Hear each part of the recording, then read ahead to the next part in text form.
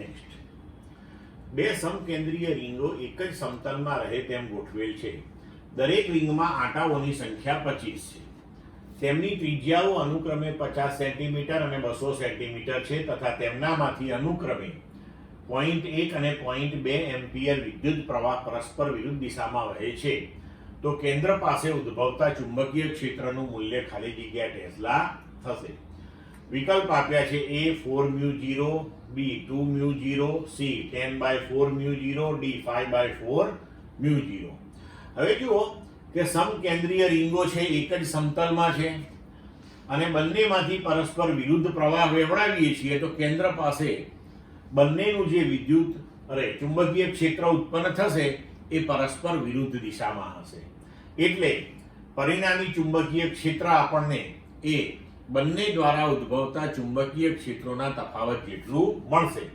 હવે આપણે થિયરીની અંદર વિદ્યુત પ્રવાહ ધારિત રીંગના કેન્દ્ર પર ઉદ્ભવતા ચુંબકીય ક્ષેત્ર માટેનું સૂત્ર મેળવેલું છે. તો એ છે B બરાબર μ0NI/2A. હવે અહીંયા પરિણામી ચુંબકીય ક્ષેત્ર બરાબર એક રીંગનું ક્ષેત્ર માઇનસ બીજી રીંગનું ક્ષેત્ર.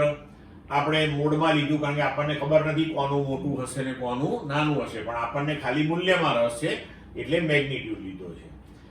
તો પહેલી રીંગ માટે μ0I1N1/2A1. N1 આંટાઓની સંખ્યા, A1 એની ત્રિજ્યા, માઇનસ μ0I2N2/2A2.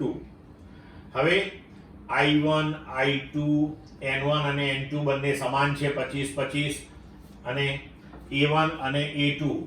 A1 50 સેન્ટીમીટર એટલે 0.5 મીટર, A2 200 સેન્ટીમીટર એટલે 2 મીટર આપણે લીધું. આ બધા મૂલ્યો અહીંયા ગોઠવી દઈએ. હવે આપણે તો B બરાબર μ0 N1 N2 સમાન છે એટલે 25, μ0 25/2 કોમન લઈ લીધું તો કૌંસમાં વધશે I1/A1 એટલે 0.1/0.5 માઇનસ I2/A2 0.2/2.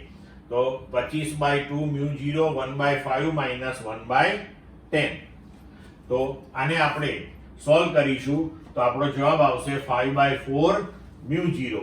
તો એનો મતલબ કે વિકલ્પ પ્રમાણે આપણે જવાબ આપી શકીશું D.